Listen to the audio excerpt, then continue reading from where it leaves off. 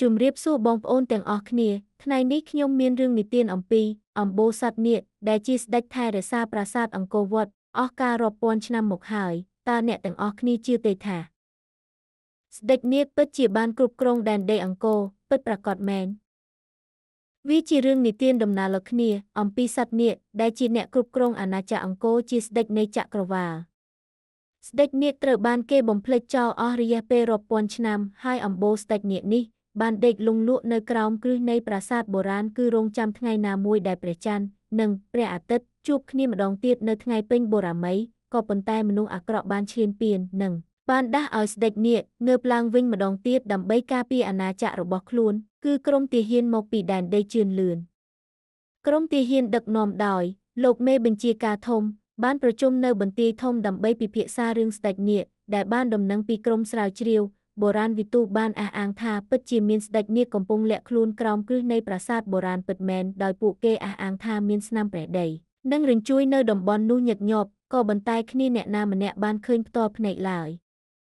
ពេលក្រុមទាហានដើរចូលទៅជិតសត្វនាគខ្យល់ក៏បក់បោកនិងមានភ្លើងឆេះយ៉ាងខ្លាំងភ្លាមនោះក្រុមទាហានគិតស្មានថាជាបិសាចកាចសាហាវអ្វីមួយក្រុមទាហានក៏បានបើកការវាយប្រហារទៅលើសត្វនាគមួយរំពេចស្ដេចនាគក៏ភ្ញាក់ឡើងដោយសម្លេងក្រហមខ្លួនពោពេញដោយថាមពលភ្លើអង្រួនផ្ទៃមេឃឲ្យងឹតរូបភាពប្រយុទ្ធកើតមានដោយក្រុមទាហាននិងស្ដេចនាគ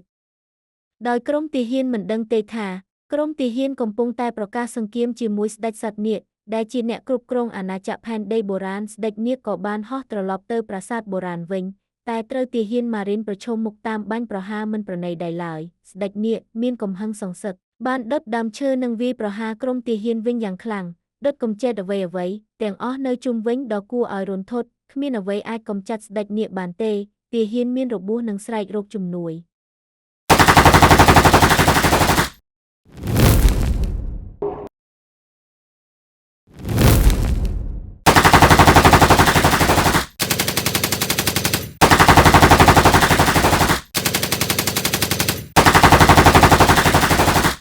ភ្លាមនោះលោកមេបញ្ជាការបានតាក់ទងសុំជំនួយពីមេបញ្ជាការធំដើម្បីទប់ទល់នឹងស្ដេចនាគមេបញ្ជាការធំអនុញ្ញាតឲ្យក្រុមទាហានជើងទឹកទៅជួយក៏ប៉ុន្តែតាមផ្លូវមហាសមុទ្រក្រុមទាហានជើងទឹកបានជួបប្រទះនឹងគ្រោះថ្នាក់មួយទៀតគឺស្ដេចពស់យក្សមួយក្បាលជាម្ចាស់ដែនទឹកនិងជាស្ដេចនៃមហាសមុទ្របានផុសចេញពីសមុទ្រវាយប្រហារនាវាចម្បាំងនឹងក្រុមទាហានជើងទឹកឲ្យខូចខាតយ៉ាងខ្លាំងនាវាចម្បាំងក៏ប៉ាល់ត្រូវបានកំទេចឲ្យស្ដេចពស់ដោយការមិនប្រុងប្រយ័ត្ន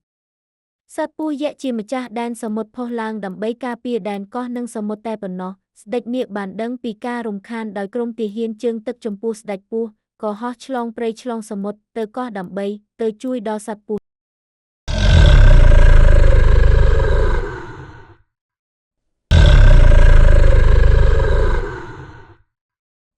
ការពិតគឺមនុស្សជំនាន់មុនបានកសាងប្រាសាទបុរាណយ៉ាងច្រើននៅកណ្ដាលព្រៃនៅលើកោះនៃមហាសមុទ្រប្រាសាទបុរាណយ៉ាងច្រើនមានក្បូរក្បាច់រចនាល្អប្រណិតប្រាសាទធ្វើអំពីថ្មភ្នំលើកដាក់បន្តគ្នាមានចម្លាក់រូបស្ដេចនាគទេពធីតារូបផ្សេងទៀតដែលមនុស្សសម័យមុនគោរពបូជាមានប្រាសាទបុរាណមួយទៀតនៅកណ្ដាលសមុទ្រមានពន្លឺភ្នល់ខៀវធ្វើអំពីគុជខ្យងរួមទាំងចម្លាក់និងអក្សរដែលមនុស្សបុរាណបន្សល់ទុកយ៉ាងស្រស់ស្អាតនៅក្នុងទីក្រុងចាស់បុរាណមានអាយុកាលរាប់ពាន់ឆ្នាំប្រាសាទដែលមនុស្សកសាងទុកដើម្បីលោកមេបញ្ជាការអារិចបានរកឃើញប្រាសាទទាំងអស់នោះដោយមាននារីកុលសម្ព័ន្ធម្នាក់បង្ហាញភ្លួពួកគេបានរកឃើញផ្លូវចូលប្រាសាទអ្នកភូមិបានប្រាប់លោកមេបញ្ជាការអារិចអំពីរឿងអ្នកភូមិសាងប្រាសាទបុរាណដើម្បីរំលឹកគុណដល់ស្ដេចនាគការដើមឡើយមានពួកអេលៀនឈ្លានពានផែនដីពួកអេលៀនធ្វើឲ្យសមុទ្រកកទន្លេបឹងបួប្រែក្លាយជារឹងគ្មានទឹកមនុស្សសត្វមានជីវិតគឺពួកអេលៀនកំទេចចោលពេលនោះមានស្ដេចនាគស្ដេចពស់មកជួយនឹងប្រើភ្លើងដុតកំទេចពួកអេលៀនឲ្យចេញពីផែនដីចាប់តាំងពីពេលនោះមកមនុស្សក៏រួចផុតពីពួកអេលៀនមនុស្សក៏សាងប្រាសាទយ៉ាងច្រើនដើម្បីរំលឹកគុណដល់ស្ដេចនាគមនុស្សនិងស្ដេចនាគការពារគ្នាទៅវិញទៅមកនិងបង្កើតរឿងល្អៗយ៉ាងច្រើនអរគុណដែលបានទស្សនាវីដេអូដល់ចប់សូមជួយចុច like និង subscribe ម្នាក់មួយដើម្បីទទួលបានវីដេអូថ្មី